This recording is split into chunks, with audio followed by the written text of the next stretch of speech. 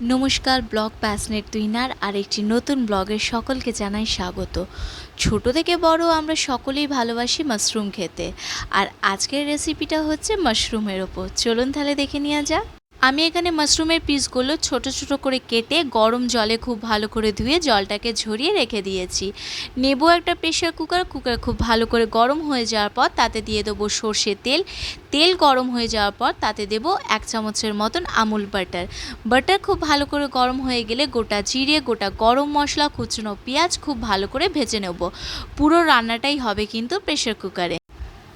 পেঁয়াজ ভালো করে ভাজা হয়ে গেলে এখানে 1 চামচের মতন আদা রসুন বাটা আর রেগুলার বেসে যেই মশলাগুলো আমরা ইউজ করি, যেমন হলদি পাউডার, জিরা ডাস্ট, কালার আর ঝালের জন্য রেড চিলি পাউডার, আর মিট মশলা বা চিকেন মশলার মধ্যে যে কোনো একটা 1 চামচের মতন দিলেই হলো।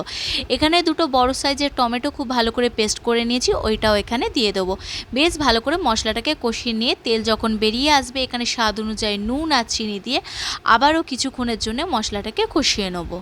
আর এই বর্ষাকালে কিন্তু স্পাইসি বা ধাবা স্টাইলে খেতে খুব ইচ্ছা করে, আর এই ধরনের রেসিপি বাড়িতেই জাস্ট চটজলদি হয়েও যায়। একবার হলেও বাড়িতে ট্রাই করে দেখুন, এমন কিছু সময় যায় না।